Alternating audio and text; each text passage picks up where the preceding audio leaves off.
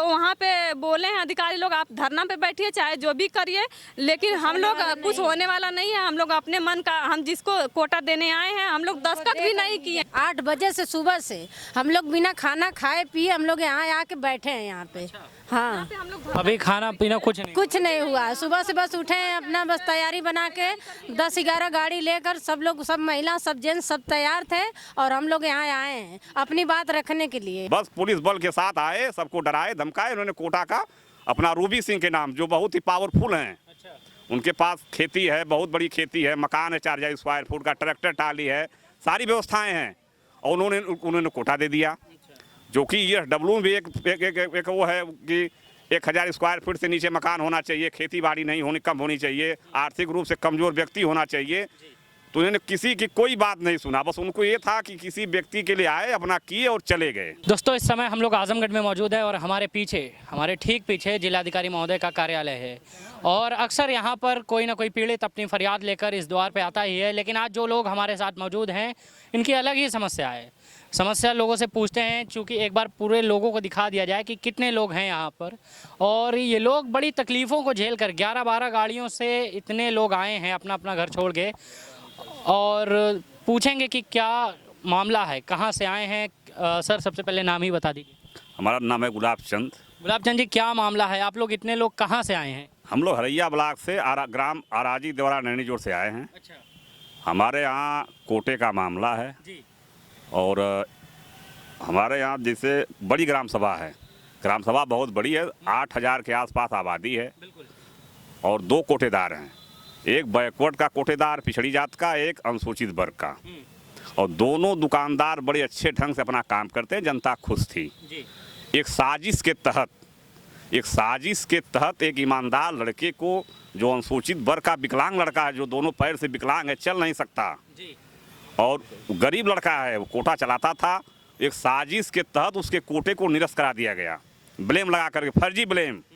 किस प्रकार का फर्जी ब्लेम? ये ब्लेम लगाया गया कि राशन नहीं बांटता है, ये है। जनता ऐसा कभी कोई शिकायत नहीं की, क्योंकि उनको निरस्त करना था शासन के दबाव में, और उन्होंने निरस्त करवा दिया। अच्छा। और निरस्त करवाने के बाद 5-6 महीना पहले शायद कोठे की दुकान निरस्त की गई, और उस पर कोई मतलब वो भागता रहा यहाँ वहाँ एप्लीकेशन, कोई सुनवाई उसकी नहीं हुई। और फिर उन्होंने क्या किया कि उसको चिट्ठी जारी हुई कि जो है कि कोटे का वो दुकान प्रस्तावित की जाए, दुकान भी इन्होंने नहीं किया। और ये कल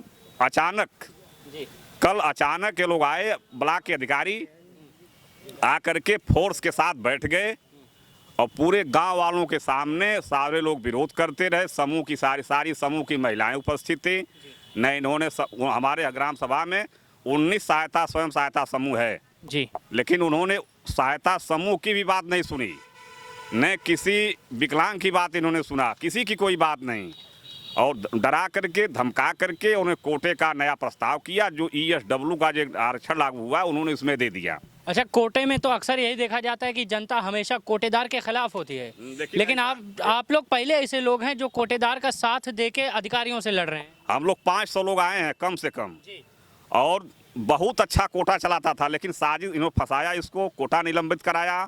अब इन्होंने नया प्रस्ताव किया है बगैर किसी सूचना के, न इन्होंने कोई सूचना दिया, न किसी की इन्होंने कोई बात सुना।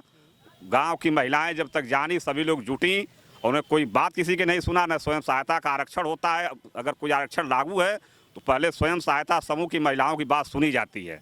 अगर कोई आवेदन करता है तो उनकी पहले बात सुन करके उनकी बात का वो आवेदन का निराकरण करके फिर आगे बढ़ा जाता है। इतनी ज़बरदस्ती कर कौन रहा है आप लोगों के साथ? अब किसको कहा जाए, शासन प्रशासन सत्ता के लोग कर रहे हैं, और कौन करेगा। ज्ञापन दे रहे हैं डीएम साहब को, क्या लिखे हैं उसमें? हम लोग डीएम साहब को अपनी बात लिखे हैं कि इसे हम लोग साथ ज़बरदस्ती हुई है, इसे कोटा निलंबित किया गया है और अन्याय किया गया है।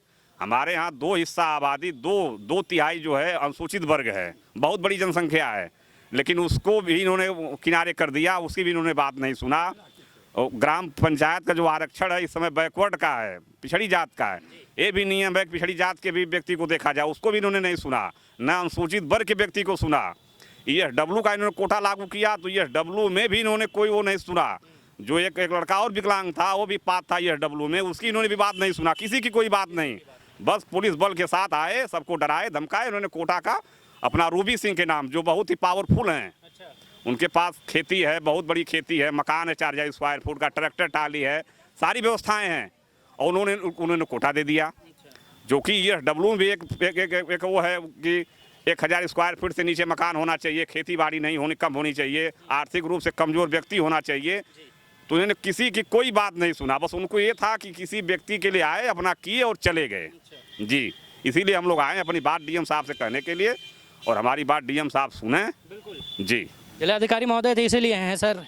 क्या नाम है आपका? वीरेंद्र कुमार। ये बताइए कितने किलोमीटर की दूरी तय करके यहाँ पे आए हैं? हम लोग को 35 किलोमीटर दूरी कर 35 किलोमीटर। ये सारे लोग कि 500 लोग आप लोग आए, सारे लोग? जी जी। अच्छा, तो क्या परेशानियों का सामना करना पड़ा रास्ते में? अरे बहुत परेशानी, पैदल क्यों, दीवारे से औरतें आई, भूखी नंगी आई हैं, नंगे पैर आई हैं। हाँ, इतने इस महीने में काम। आप लोग चाहते हैं यही कोटेदार रहे? हाँ, यही कोटेदार, विकलांग है दोनों हैं। हाँ, इसकी थोड़ा सा मैं इनसे भी बात कर लेता हूँ। क्या नाम है सर? मेरा नाम दीपचंद है। दीपचंद जी, सारे लोग तो चाहते हैं कि कोटेदार आप रहें, आपको क्या लगता है? हमारे लोग साथ हैं, हमारे लोग, हम लोग चाह रहे हैं, हमारे साथ हैं लोग। का लोग विरोध भी किए हैं, वो लोग विरोध के उल्लंघन लोग करते हैं ना, विरोध के माने भी मनबर कहीं ना, प्रमुख रहना विश्वकर्मा प्रधान, हमारे के विनोद प्रधान, हम वीडियो रहना, एडियो रहना, ये लोग बढ़िया से आके बैठ के चुनाव करा लेना, जनता के हमारे सुनबन करना, हमारे खुद ना सुनना, ना जनता का सुनना। मीडिया से बात हुई थी आप लोगों की? आप लोग के साथ इतना बुरा हो रहा है? ना ही मीडिया से बात नहीं। मीडिया से बात कीजिए सर, मीडिया को बताइए, वही साथ दे सकते हैं ऐसा अधिकारी से, वरना सभी डरेंगे। जो सच्चा काम करते हैं वही है मीडिया। तो आपकी वाइफ भी ऐसे ही है सर? हाँ, हमारी वाइफ विकलांग है, वो है बगल में खड़ी है। अच्छा हैं आप लोग? अच्छा, रुके, मैं आ जाता हूँ बात करने के लिए।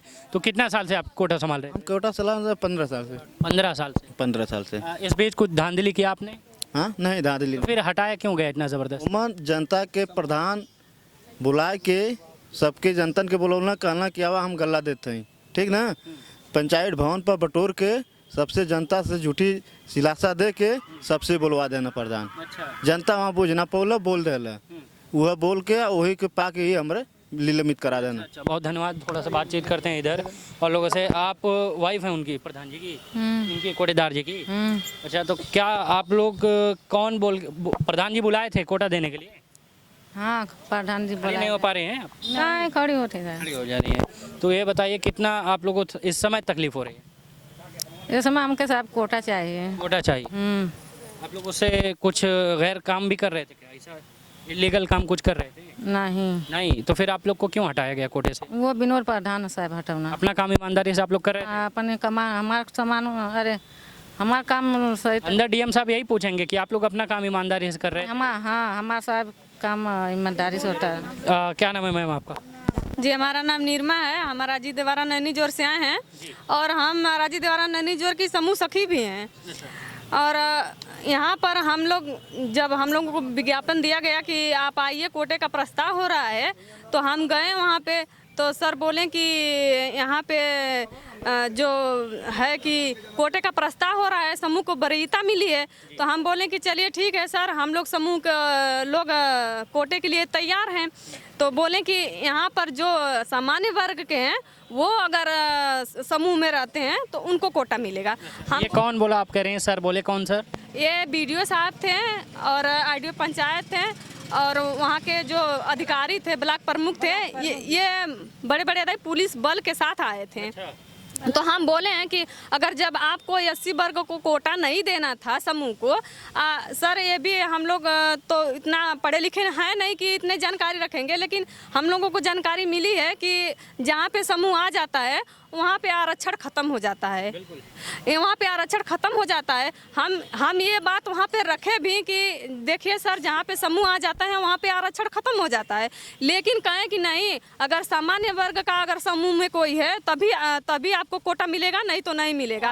फिर समूह की कोई बात नहीं सुने। फिर हमारे जितने 19 समूह है, हमारे ग्राम पंचायत में 19 समूह है, हम 19 समूह सभी सदस्य, सभी पदाधिकारी को लेकर गए थे। किसी की कोई बात नहीं सुनी गई, या ना ही किसी की कोई सुनवाई हुई।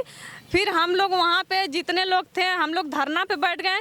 तो वहाँ पे बोले हैं अधिकारी लोग, आप धरना पे बैठिए, चाहे जो भी करिए, लेकिन हम लोग कुछ होने वाला नहीं है। हम लोग अपने मन का, हम जिसको कोटा देने आए हैं, हम लोग दस्तखत भी नहीं